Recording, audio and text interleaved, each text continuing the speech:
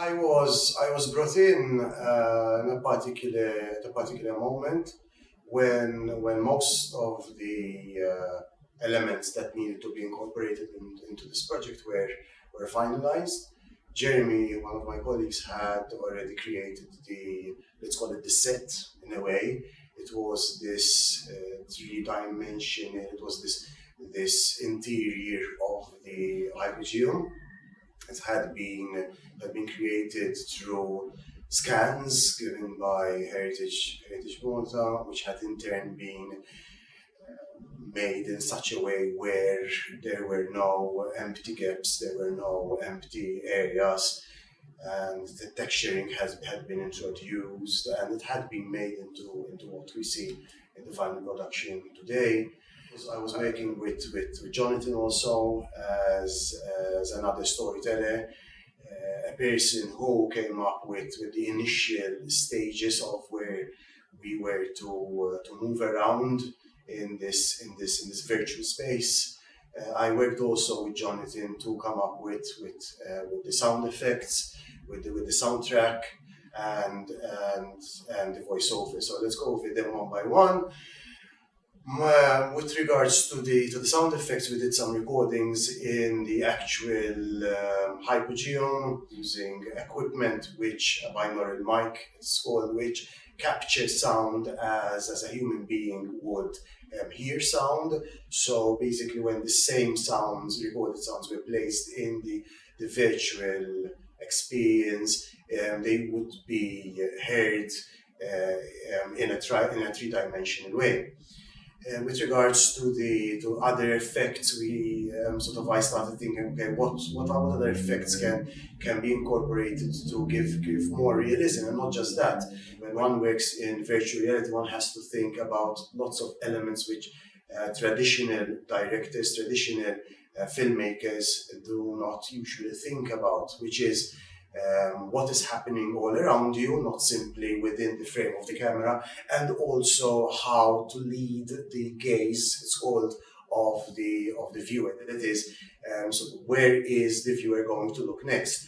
In traditional film, that is quite easy in a way that it's not easy at all. There's a whole science behind it, but it's easy because the director has created a frame and the viewer has only access to that particular frame. There is a boundary, but when it comes to 360 film, it's a different concept. Why? Because I can look anywhere as a viewer, I can look up, down, all around me. So if I want, as someone who is creating the story, who's evolving the script into a story in this vast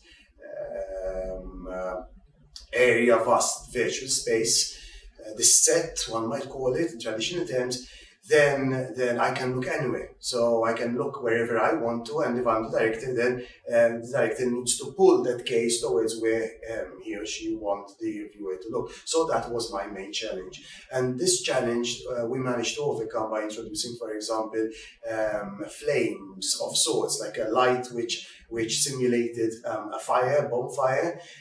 We also created sounds of hammering sounds. We created the oracle sound, which had been originally recorded in the Hypogeum itself, and we also recorded other elements, other sounds of, for example, painting and well, quite a few sound effects which we incorporated at different areas inside the Hypogeum areas where we needed the viewer to look there rather than look elsewhere. So we tried to incorporate more as much of the senses as possible, as many of the senses as possible. So there was obviously sight, there was obviously hearing, and then there was the other challenge of from where to go, from where to pass. So we actually sat down, Jonathan, myself, and Keith, a student who was challenged with the task of moving a camera inside this 360 space, this virtual space. So a dolly was created, a virtual dolly, which is very much simulated the actual dolly in traditional filmmaking. And the camera moved on this dolly as if it were, one would say, a park an amusement park, and sort of this dolly would be moving within a stipulated space at a stipulated time. So we also played around with going slow, going faster, obviously, which later on needed to be matched together with the voiceover. And that brings us to the voiceover. We spoke to a few foreigners, both with a British accent and American accent, and then we came up with this guy, an interesting guy, really, sort of good voice, good strong voice, quite a dramatic voice, really matched with the script which Charles created, which had dramatized the production, that same script. So this voice really fit in well. And we obviously sat down and started timing Jonathan and myself. He was narrating, Jonathan, and I was writing down all the different timings. These timings were passed on to this individual, and he created the voiceover using such timings. They weren't perfect, obviously, so when it came to incorporating everything, I had the sound effects, I had the track which had been acquired from this music composer, again a foreign music composer, who created a very, very interesting piece which fit in perfectly with the ambience. So I had the sound effects, I had the video, I had the music track, I had the voiceover, and I needed to put all this together to actually make sense. We started off with a 12-minute plus experience, which seemed a bit slow, so we took it down to sort of something short of 10 minutes, which seemed quite perfect. Obviously, we are at a time where this is all experimental.